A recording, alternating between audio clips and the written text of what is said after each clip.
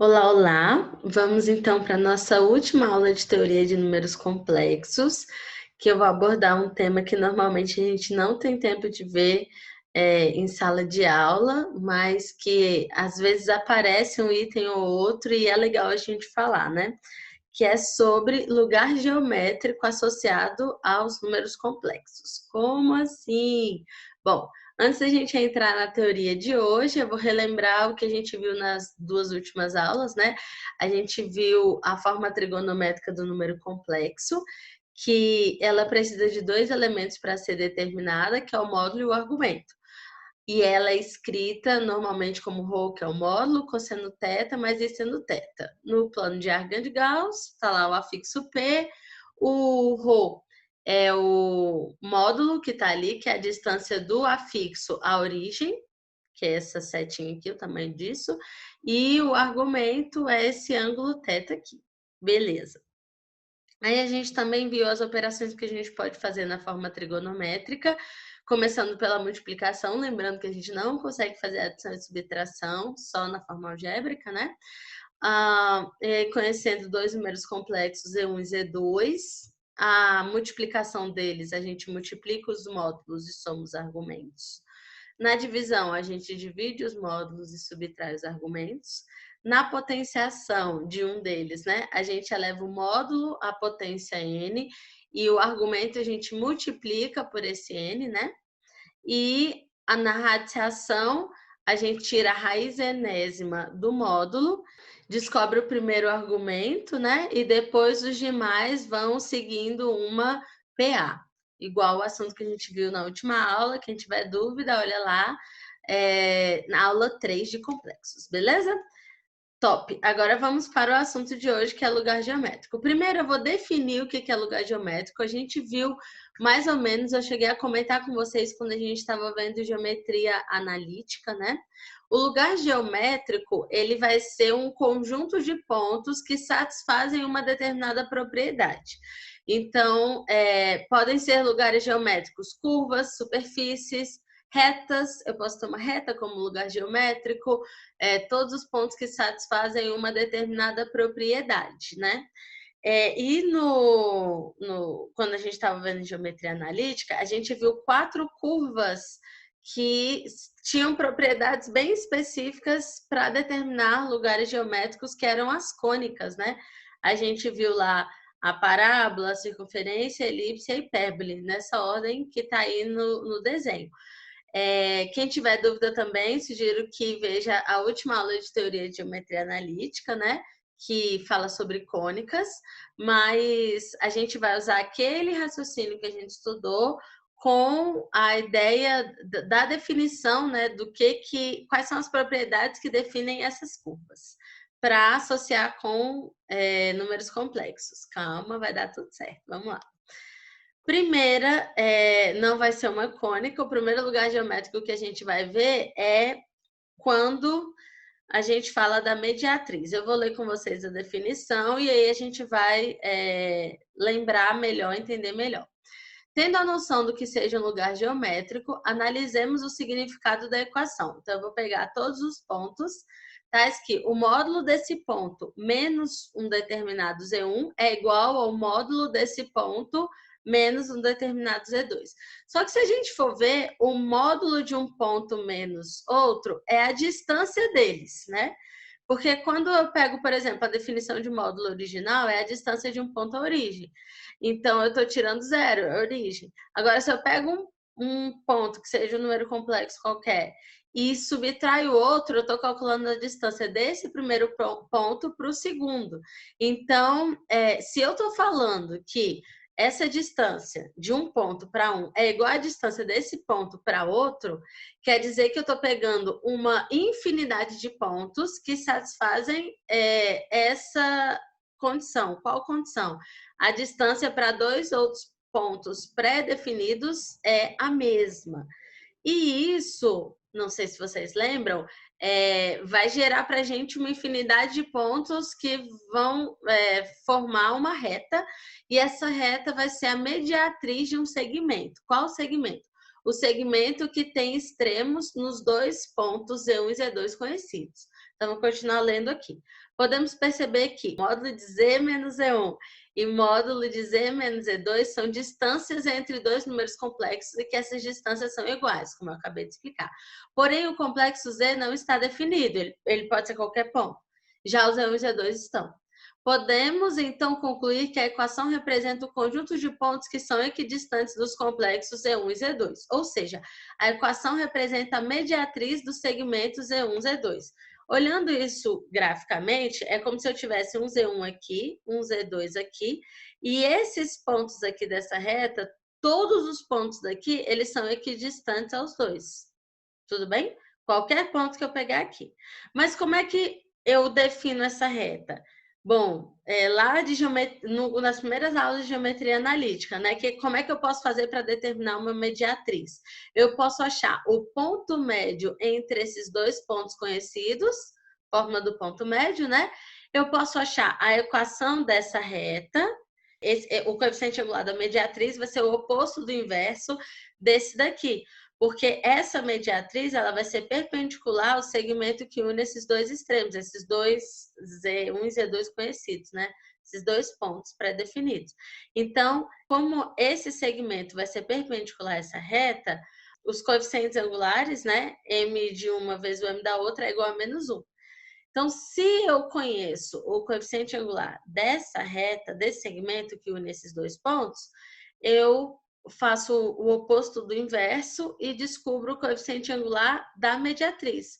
Com o coeficiente angular e o ponto médio, eu jogo no ioiô mixoxô e descubro a reta que é a mediatriz, né? Que vai determinar todos os pontos equidistantes desses dois pontos pré-definidos. Em resumo, se aparecer uma estrutura desse jeito, eu vou estar falando de uma mediatriz. O lugar geométrico que vai ser representado por aquela estrutura vai ser uma mediatriz. Agora a gente vai ver o próximo lugar geométrico, circunferência. Vou ler com vocês e a gente vai fazer uma análise, né? A circunferência a gente ficou estudando até um pouquinho mais do que a mediatriz. Agora, fazendo uma análise do conjunto dos pontos que satisfazem a seguinte equação. Z, módulo de Z menos Z1 é igual a um número, né? Um número real. Podemos perceber que módulo de Z menos Z1 é uma distância entre dois números complexos. De novo, né? Módulo de Z menos alguma coisa é a distância, né? A gente já entendeu isso, essa definição. E o valor de R é a medida da distância entre esses dois complexos. Então, eu tenho uma distância, um ponto conhecido Z1, fixo, e eu quero todos os pontos Z que estão a uma mesma distância, uma distância fixa, pré-definida R, desse ponto Z1 definido. Então, porém, o complexo Z não está definido, quem está é o Z1, e o complexo Z1 está. Podemos, então, concluir que essa distância para esse Z1 ela é sempre constante e, no caso, é igual a R. Portanto, podemos tirar a conclusão de que o lugar geométrico dessa equação é uma circunferência, porque eu vou ter infinitos pontos ao redor desse Z1 definido que estão a uma distância R dele. Então, ó, se eu for ver, esse daqui seria o desenho, né, da circunferência. Mas o mais importante, se eu encontrar uma estrutura neste formato, módulo de um número complexo menos outro igual a um número real, eu vou estar falando de uma circunferência. Beleza? Vamos fazer um exercício para treinar isso, ver se fica um pouquinho mais claro? Olha só, olha bem para essa estrutura. Módulo de Z menos Z1 igual a R. Questão 38 da apostila de vocês. Representar graficamente os números complexos Z, tais que módulo de Z menos 3i igual a 2. Opa, se a gente voltar aqui, ó, tem a mesma estrutura do que está ali dentro do retângulo vermelho. Então, com base nisso, eu convido vocês a pausar o vídeo, tentar resolver e daqui a pouco a gente continua.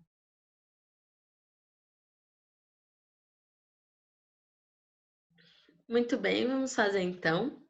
Se a gente pegar essa equação e desenvolver nos moldes que a gente sabe desenvolver números complexos, a gente vai chegar em uma equação bem conhecida. Quer ver? Vamos lá. Eu vou inicialmente pegar esse Z e abrir como A mais BI. E em seguida, eu vou juntar a parte real com real, nesse caso só tenho A, e a imaginária com a imaginária. Vai ficar A mais B menos 3i igual a 2. Agora eu vou aplicar a definição de módulo que a gente conhece. Quando a gente vai calcular o módulo de um número complexo, a gente tira a raiz quadrada da parte real ao quadrado mais a imaginária ao quadrado, que é o que está aí, né? E se levar os dois lados ao quadrado, a gente vai ficar com a ao quadrado mais b menos 3 ao quadrado igual a 2 ao quadrado. Isso é a equação de uma circunferência. A equação da circunferência não é x menos o x do centro ao quadrado mais y menos y do centro ao quadrado igual ao raio ao quadrado? Pronto. Circunferência de centro 0 e 3 e raio 2. Logo, essa é a representação gráfica, né, de todos os números complexos que satisfazem essa equação. Beleza? Então, a ideia é conhecer a estrutura dos lugares geométricos, seja de mediatriz, circunferência ou as outras que a gente ainda vai ver hoje, né? Para poder fazer essa associação de números complexos com os lugares geométricos que a gente já estudou. Beleza? Vamos para o próximo, então. Elipse. A elipse a gente viu na aula de cônicas, né? Ela representa todos os pontos cuja soma de duas distâncias, porque a gente já viu que z menos alguma coisa é uma distância. A soma dessas distâncias é um valor fixo, que é igual a 2a, né? O lugar geométrico descrito é a definição de uma elipse com focos horizontais nos pontos D0 e E0. Ah, Marina, mas e se eu quiser os focos sem ser sobre o eixo X? Não tem problema. Aí você sobe, né, ou desce essa elipse que a gente está imaginando aí mais ou menos, que vai estar, a princípio, ela vai estar sobre o eixo X, mas a gente pode subir ou descer. Se a gente subir, ao invés de ser só o D ali vai ser D mais FI, e o outro vai ser E mais FI também, porque eles vão subir a mesma coisa, né? Eles vão ter a mesma parte imaginária, mas não vai mudar nada. E se a elipse estiver na vertical, eles vão ter a mesma parte real e a imaginária vai variar. Mas aí também não muda nada. Qual é o mais importante, né? As propriedades dos pontos que formam a elipse. São todos os pontos cuja soma das distâncias para os dois focos é constante igual a 2a. É o que está escrito ali. Então, quer dizer que todas as vezes que eu encontrar uma equação que tiver essa estrutura, a gente vai estar falando de uma elipse. Beleza? Top! Então, a gente vai fazer uma questão aí para treinar de novo. Foca ali naquela estrutura para julgar o item para fazer a questão 41. Julgue, pausa o vídeo, daqui a pouquinho a gente volta.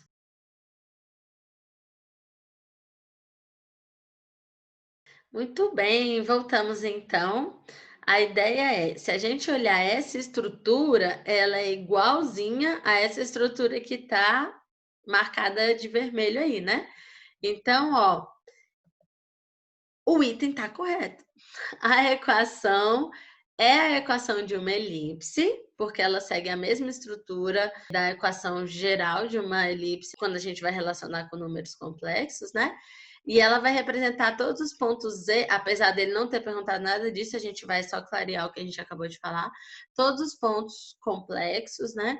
Cuja soma das distâncias aos pontos 1 e 0 e 2 e 0, que seriam os focos, é constante igual a 2A. E esse 2A é igual a 3. O que implica que o A dessa elipse é 3 sobre 2. Então, a gente consegue ainda descobrir várias outras coisas e comprovar que é uma elipse, né? Portanto, o item está correto. Vamos então ver as duas últimas cônicas que estão faltando. E aí a gente vai fazer mais duas questões que vão envolver lugares geométricos que estão na apostila de vocês, beleza? Hipérbole. Bom, a hipérbole e a parábola, elas costumam dar uma confusãozinha maior, mas a estrutura também é bem similar ao que a gente está vendo, né? Só que a principal diferença da hipérbole para a elipse, igual a gente tinha lá na geometria analítica, é o sinalzinho de menos, né? A definição de lugar geométrico da hipérbole são todos os pontos cuja diferença do resultado para distância desses pontos para os focos é constante. E na elipse, a soma dessas distâncias é constante, né? Então, neste momento, considere o conjunto dado por, tá aí o conjunto, que representa todos os pontos onde o módulo das diferenças de suas distâncias a dois pontos fixos, que a gente chama de focos, é constante, que é a definição de hipérbole, né? Com focos nos pontos D e 0 e E e 0. Então, a gente tem aí de novo uma hipérbole, e aí vale a mesma coisa que eu falei para elipse, se a gente quiser subir, enfim, ou se a gente quiser virar, aí ela vai ter a mesma parte real e vai mudar a imaginária, mas a estrutura vai ser sempre aquela ali, beleza?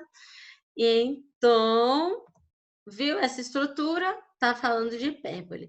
Eu não consegui encontrar nenhum exercício que cobrasse o lugar geométrico de hipérbole, nem na apostila e nem em vestibulares, não lembro de ter caído. Então, assim, hipérbole e parábola a gente está passando só para a gente saber que existe essa definição, mas a gente não tem nem exercício para treinar, então não precisa ficar muito desesperado, tá? E parábola, por fim, bom, só para a gente lembrar, a parábola ela vai ser o lugar geométrico que representa todos os pontos cuja distância para o foco é a mesma distância para a reta diretriz, né? Então, primeiro a gente tem que definir uma reta diretriz e dizer que essa distância para esse foco é a mesma distância para a reta diretriz. Então, a gente já viu que módulo é distância, né? Para finalizar as aplicações dos números complexos em lugares geométricos, veremos o sentido dessa expressão. Podemos perceber que módulo de z menos a é uma distância entre dois números complexos, a gente já viu isso, onde somente o a está definido. Antes do sentido do módulo da parte real mais a ser verificado, podemos perceber que a parte real de z, ou seja, a parte real desse número complexo que a gente está querendo encontrar, representa uma reta vertical de abscissa igual ao complexo z não definido. Logo, podemos perceber o sentido do módulo da parte real de z mais a como sendo a medida da distância entre um complexo definido a, que a gente está chamando de foco, e uma reta vertical que denominamos de diretriz. Se ela for vertical, a minha parábola está tortinha, né, deitadinha. Se a gente quiser a parábola com concavidade voltada para cima ou para baixo, ao invés da gente pegar a parte real, a gente vai pegar a parte imaginária, beleza? Mas a estrutura vai ser igual. Essa parte aí, real ou imaginária, vai ser associada à diretriz, né? Portanto, podemos ter a conclusão que o lugar geométrico da equação blá blá blá representa uma parábola com foco na horizontal e parâmetro p igual a 2a, que é a definição de parábola. Nesse caso aí eu coloquei ela com concavidade para cima, mas se ela tiver com concavidade para cima, ali ao invés de real, a gente pega imaginária, tá?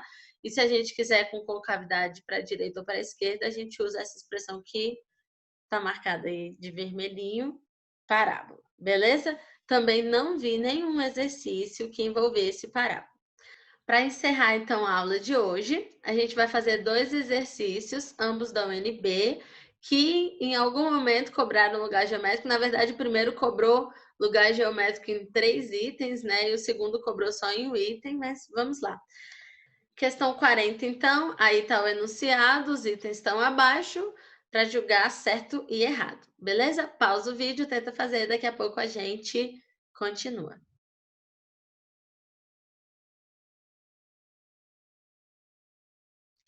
Muito bem, vamos lá então.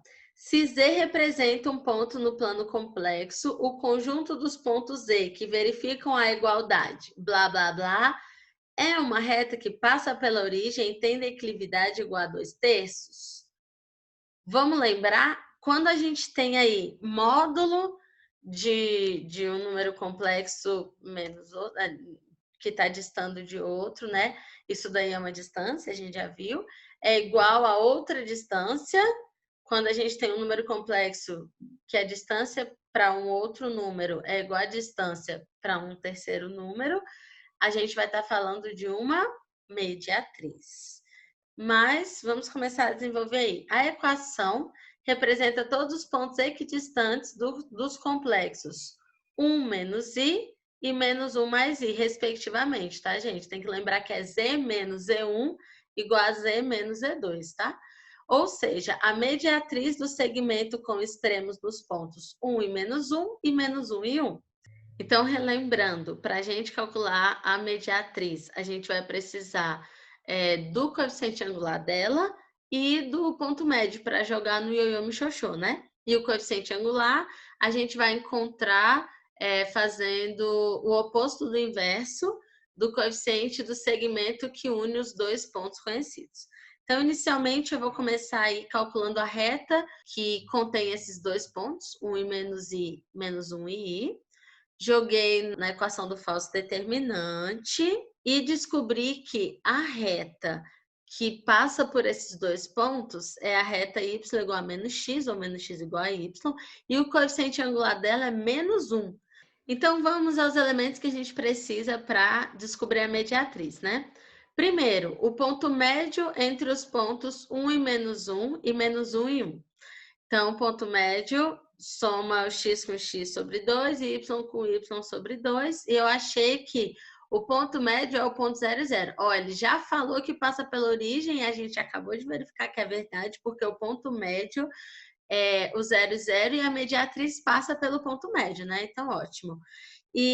Mas se a gente não tivesse achado, depois que a gente achasse a reta mediatriz, a gente ia jogar no lugar do x0 para ver se o y ia dar 0 também, tá? Porque a gente ia ter que verificar se esse ponto 0, 0 iria realmente pertencer à mediatriz. Beleza, e a segunda coisa, ela é perpendicular à reta que a gente acabou de calcular ali, menos x igual a y. Então, o coeficiente angular dela é 1. Por quê? Porque o coeficiente angular do y igual a menos x é menos 1. O oposto de menos 1 é 1. O inverso de 1 é 1. Então, o oposto do inverso de menos 1 é 1. Conhecendo o coeficiente angular em um ponto, eu consigo jogar na equação do ioiô michôchô e descobrir a equação da mediatriz. Então, a mediatriz vai ser a reta y igual a x. Ela, de fato, passa pelo ponto 0, 0, que é a origem, mas ela não tem declividade igual a 2/3. A declividade dela é 1, o coeficiente angular dela é 1, né? O que vai tornar o item errado. Ele vai estar errado por conta da declividade, não por conta do ponto. Beleza? Segundo item, essa equação é uma reta? Essa equação ela tem estrutura de outro lugar geométrico que a gente viu. A equação é a equação de uma elipse. A soma das distâncias, lembrando que esse módulo com esse z mais esse número aí, a soma das distâncias é constante igual a 4. Ou seja, representa todos os pontos z, cuja soma das distâncias aos pontos 1 e 0, menos 1 e 0, é constante igual a 2a, que é 4. O que implica que o a é 2. A gente não tinha pedido isso no item, mas a gente também já calculou. Mas o que importa, essa equação não vai representar uma reta, vai sim representar uma elipse, o que torna o item errado. Item 3. Módulo de blá blá blá, ou seja, a distância de um ponto a outro fixo conhecido é constante igual a 2. É uma circunferência? Pelo que tudo indica, vai ser uma circunferência. Concentro no ponto 3 mais 3i, raio igual a raiz de 2. A gente pode só decorar a estrutura, né? Ou a gente pode desenvolver, como eu fiz na questão 41, se eu não me engano, que a gente resolveu antes dessa. Então, inicialmente, eu vou abrir o z como a mais b e i. Em seguida, eu vou juntar a parte real com real, a menos 3, e imaginária com imaginária, b menos 3i. E, em seguida, eu vou aplicar a definição de módulo, que é a raiz da parte real ao quadrado, mais a imaginária ao quadrado. Depois disso, aplica a raiz quadrada dos dois lados e a gente vai ficar com a estrutura a menos 3 ao quadrado mais b menos 3 ao quadrado igual a 2 ao quadrado. Essa é a estrutura de uma circunferência cujo centro é o ponto 3 e 3, mas o raio é 2. E o item diz que o raio era a raiz de 2. Por quê? Provavelmente ele queria que a gente associasse direto a circunferência e colocasse uma raiz ali. Só que na estrutura de lugar geométrico associado, número complexo, que dá uma circunferência, isso vai ser igual ao raio, não igual à raiz do raio. Portanto, o raio é igual a 2. Diferentemente da estrutura da circunferência, né? Que a estrutura da circunferência é igual ao raio ao quadrado. Cuidado para não confundir isso aí, tá? Item errado. Muito bom, muito bom. Então tá errado por causa do raio, tá, gente? Cuidado. E última questão de hoje, questão 53, já um pouquinho mais contextualizada. Eu vou ler com vocês o enunciado, convidar vocês a pausar e aí a gente resolve juntos os itens. Para identificar as regiões afetadas por um tsunami, estudiosos utilizaram um plano complexo traçado em um mapa a partir da cidade de Tóquio, local onde foi colocada a origem do sistema de coordenadas cartesianas. Então, ele colocou a origem ali em Tóquio, conforme ilustrado, no caso, na questão está acima, mas aqui está do lado, né? Nesse plano, cada ponto x e y é identificado como um número complexo, z igual a x mais y, ou y, né? Em que a unidade imaginária, ou seja, i ao quadrado igual a -1, e as distâncias são medidas em centímetros. O ponto T, 10 e 12, representa nesse sistema a origem do tremor que gerou o tsunami. Então, a tsunami começou no ponto 10 e 12. Que afetou principalmente a cidade de Sendai, localizada em S3 e 10, e Kenenuma, localizada em K4 e 14. Tendo como referência as informações acima, julgue os itens de 1 a 4 e assinale a opção correta no item 5, que é do tipo C. Pausa o vídeo, tenta resolver, daqui a pouco a gente continua.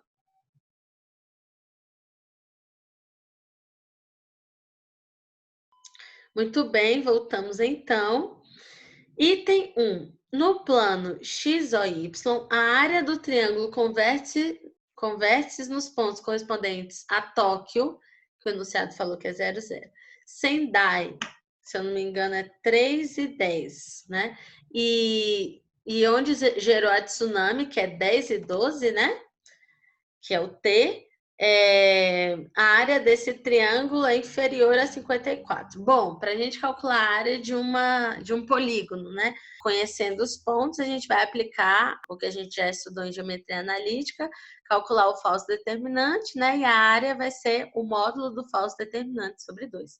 Então, primeiramente, eu vou calcular aí o falso determinante, e aí vai ficar 0 vezes 10, 0, 3 vezes 12, 36, 0, 0 ali 100, né? No 10 vezes 10, e 0 vezes 12, 0 também. Então, vai ficar 36 menos 100 menos 64. O módulo disso, 64 sobre 2, 32. Então, a área é 32.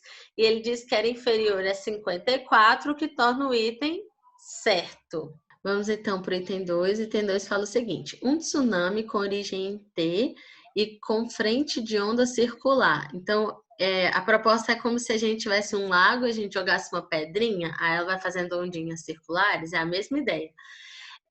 O item está perguntando se ela vai atingir primeiro a cidade de Kenenuma antes da Sendai. Para a gente julgar esse item, a gente calcula a distância das duas cidades para a origem do tsunami, né? Que é o ponto 10, 12. A que estiver mais perto vai receber a onda primeiro, né? Faz sentido. Então, primeiro eu vou começar calculando a distância de T, que é a origem do tsunami, para a Kenenuma. E aí vai ficar, né? Raiz de 10 menos 4 ao quadrado, mais 12 menos 14 ao quadrado, distância entre pontos, né? 10 menos 4, 6. 12 menos 14 menos 2. 6 ao quadrado, 36, menos 2 ao quadrado, 4. A distância da origem do tsunami para Kenenuma é raiz de 40. Em seguida, a gente vai calcular essa distância para a outra cidade, que é Sendai. Da origem do tsunami para Sendai. Aí vai ficar a raiz, de novo, distância em 2 pontos, né? De 10 menos 3 ao quadrado, mais 12 menos 10 ao quadrado, né? Que são as coordenadas do ponto T e do ponto S. 10 menos 3, 7. 12 menos 10, 2. 7 ao quadrado, 49. 2 ao quadrado, 4.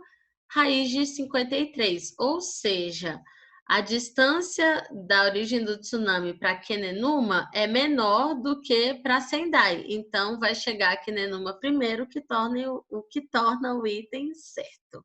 Beleza? Item 3. Para localizar o ponto S no plano complexo, representado no mapa, é suficiente multiplicar o número complexo correspondente a t pela unidade imaginária. O t é 10 mais 12i. Se eu multiplico por i, vai ficar 10i mais 12i ao quadrado.